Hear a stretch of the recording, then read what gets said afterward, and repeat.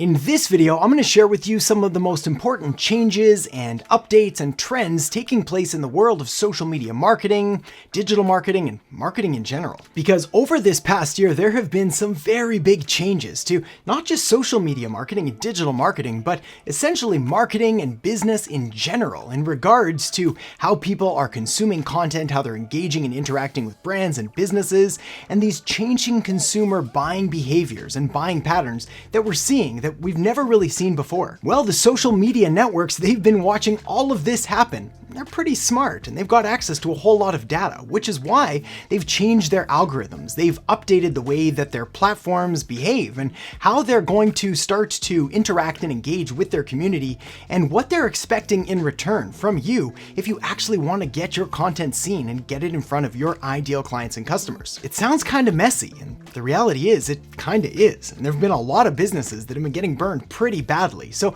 I'd like to help you avoid all of that and set you up for success, not just for the rest of this year, but moving into next year as well, because many of these buying behaviors and changing consumer media consumption habits and all of that, well, they're here to stay. So let me show you how it's done.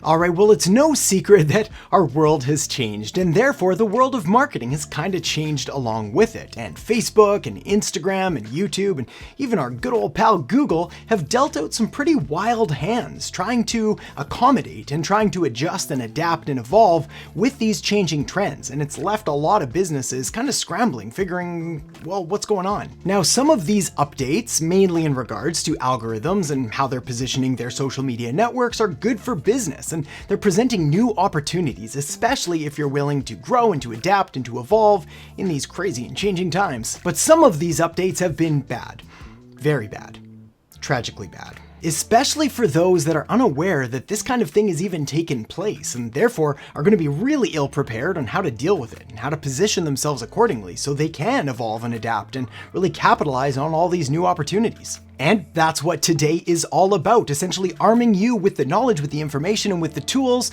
so that your business doesn't become collateral damage along the way, but rather so you can take advantage of all of the cool things that these networks are starting to offer. So with that said, let's kick things off with Instagram. So the very first thing that you need to understand when it comes to Instagram is that Instagram is owned by Facebook, and therefore all we really need to do to take a look at where Instagram is going is to take a look at where Facebook is now and what kind of historical trends and patterns it's left in the past. For example, way back in the digital marketing world, back in 2012, well, organic Facebook reach was somewhere around 16%, meaning that around 16% of your audience would see the content that you created. Well, it didn't take long for Facebook to clue in that this was a whole lot of people, and a whole lot of people that they could monetize if they slowly started removing some of that organic reach and started enticing you to spend just a few dollars on Facebook ads in order to get your message in front of more people. And that's why even just a few years later, we saw that reach start to dip down to around 2%. Now, I wish I could say that it hovered at around 2% for the last few years and so, but it's been pretty steadily declining. In fact, it pretty much has nowhere else to go. There's not much less reach that you can get through normal Facebook organic marketing anymore. Now, of course, there are ways around this using groups and using your personal profile and things like that, but the good old-fashioned Facebook business page is kind of dead and gone, at least from an organic marketing point of view. Well, that same thing has happened to Instagram. What was once an absolute flurry for organic activity and being able to get your content in front of a ton of people for free, well, that's been steadily declining. And in fact, there have been recent studies done where they've been watching people's reach and people's exposure with their branded content going from 3.6% all the way down to below 1% and happening over a period of even just a few months. This is why if you've been seeing your organic Instagram reach declining in the past few months, not alone. Now, just like with Facebook, there are ways around this. Instagram is still heavily promoting Reels, which means that's a great opportunity, as well as they still like mostly video content. So if you're able to transition away from the kind of classic feed and stories and towards more video-based content, you might be able to get an additional boost there. And this isn't just speculation and hearsay and hypotheses and theories. Nope, these are proven facts that really are coming directly from Instagram themselves. Here's a clip. But today I actually want to talk a bit more about video. And I want to start by saying We're no longer a photo sharing app or a Square photo sharing app. The takeaway message here is they're moving away from the classic feeds and stories and towards more broad video content. After all, video content means that people stay on the platforms longer, and the longer they stay on, the more ads they can serve, and the more ads they can serve, the more money they make, and that's pretty much as simple as it gets. And with that said, well, it leads me pretty much perfectly into my next point, which is all about rising advertising costs. Now, here's the deal. When we're talking about advertising, what we're talking about is paying a network in exchange for them to show our stuff to more people. That's basically advertising. Most advertising works in a supply and demand relationship, meaning they've got a certain amount of supply or a certain amount of space that they can auction off, and then the people, the advertisers, the business owners, they'll bid for this, which sort of prices and dictates the demand for it, and the more people that want it and the less supply they have, the more the costs go up, the more you're going to have to pay, and that's basically how we've gotten to this situation where we are today with ad costs at an all-time high. And they're not going down anytime soon. And by not going down anytime soon, I mean they're not going down ever again. This graph from Insider Intelligence pretty much tells us exactly what's going on, which is we've hit saturation. All the people that are going to use Facebook are using Facebook, which is why we're looking at like a 1% growth rate year over year. Hardly astronomical numbers here. So with no new people flooding into the app anymore, well, we're going to have even more limited supply, especially because around a couple of years ago, most people realized finally that Facebook ads were a really good deal. Now, technically, they're still a really good deal, especially when you compare them to other advertising opportunities like television or radio or newspaper or magazines or anything like that. But they are becoming more expensive because they're kind of more worth it, and therefore they're getting priced accordingly. Of course, there are other issues that made this even more complicated, namely Apple's iOS 14 update, which made tracking things just that much harder. Now, of course, there are workarounds. We can use in-app retargeting, meaning we can run a Facebook ad and then we can retarget people that engage with that ad right inside Facebook, say running a video ad and then retargeting people who watch 25% or 50%. And this enables us to not have to worry about sort of third-party tracking cookies getting put on our website and so on, because everything's happening right inside Facebook. Now, that approach works just fine right now, but will it continue to work? Well, we're going to have to watch and we're going to have to stay on top of things in order to make sure that that really is the best strategy moving forward, so you don't just burn all of your advertising dollars trying to spend money on things that just aren't going to convert. All right. Let's move on to SEO. First off, it's important to note in July 2021, Google made a pretty massive update to their core algorithm. This is why if you saw some violent and massive fluctuations in your website's ranking, in your traffic overall, again, you're not alone. Now, is this worth freaking out over? Nah, not at all. I mean, the reality is that Google makes around 8 to 9 algorithm updates a day. I mean, we're talking about thousands of updates to their algorithm every single year. They're constantly trying to tweak it and optimize it and improve it to give people the best experience possible, so they'll keep coming back. And also, so they'll keep clicking on those little ads, which is how Google makes their money. Now, obviously, going into the core algorithm update is quite an in-depth topic I may make a video on in the future, but for now, the big thing that you want to take away is that link quality matters now more than ever over link quantity. This has kind of been the case for a whole lot of years, where we were more looking at the quality of the links coming from big brand name sites or respected and trusted websites and things like that, rather than just hundreds or thousands or tens of thousands of spammy links from these garbagey kind of websites. But now it's more important than ever. So if you can find a way to get better backlinks from better quality and more relevant sites, that's really going to provide a stronger indicator to Google that your site is worthy of ranking for your keywords. The next thing is that Google really is watching user experience. They're watching how people engage and interact with your website, mainly the time on site. Are they clicking through to different pages? Are they consuming content, or are they simply hitting your homepage and then hitting the back button, also known as bouncing? And that is probably the worst thing someone could ever do when they come to your website if you want any hope at all of ranking. Now, speaking of SEO and search engine optimization, this leads me kind of well to my next point, which is all about YouTube marketing. You see, YouTube is owned by Google, and it also makes it the world's second largest search engine, next, of course, to Google. But YouTube also has some interesting functionality and some interesting features baked into it. So yes, of course, you can have your content found for keywords and by properly SEO optimizing your content,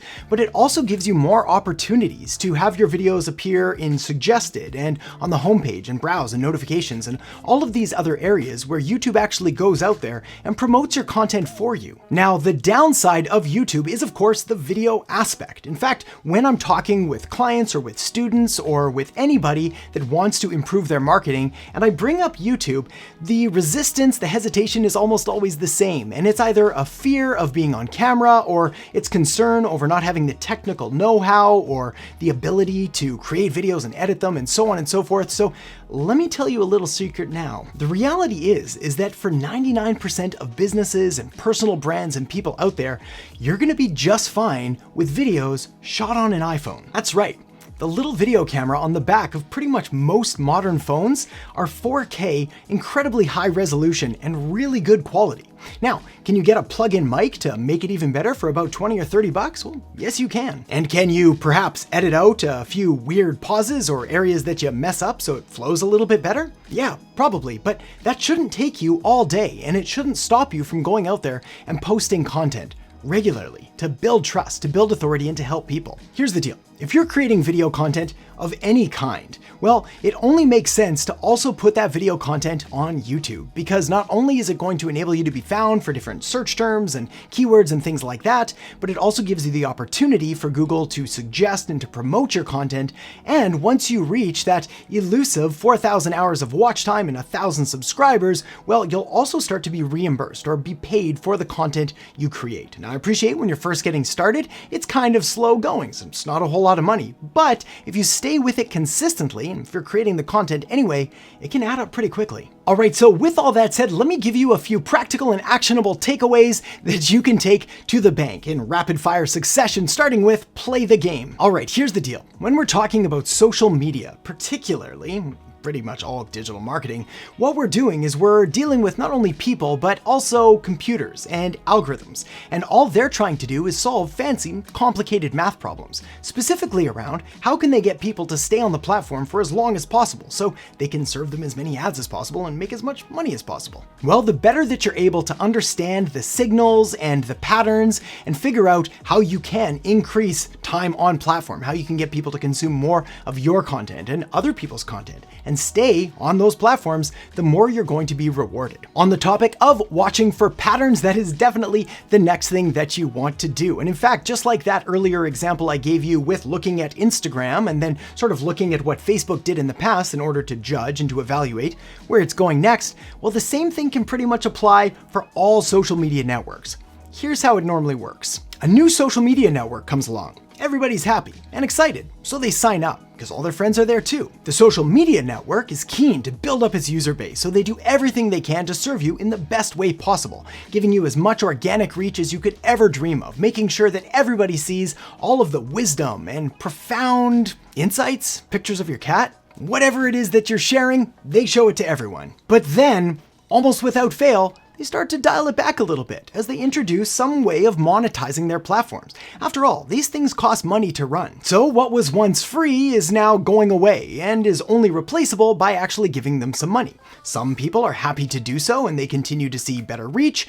A lot of people get angry and they kind of boycott the platform and they suffer for it. Sure enough, as more people flood the platform, as they realize that the ads are a relatively good deal considering the reach that they're getting, the costs start to rise, and well, that's basically the position that we're in with Facebook right now. Fortunately, there are other options available. Now, obviously, most people use Facebook, so the bulk of the market is there on Facebook, and those that don't can probably be found on Instagram. But there are other options as well, which still have some pretty decent and solid organic reach. YouTube is a phenomenal one, and LinkedIn being another if you don't want to create that longer form video content. Next, let's talk about content quantity, and this is going to be hard for me to say. As someone that loves marketing and is all about creating as much value as humanly possible and really believes that the more people you help, the more that you'll be rewarded, this is hard for me to say, but the reality is that right now where we're at with the social media algorithms is that they're favoring quantity over quality. Which means if your reach is suffering, if your engagement is suffering,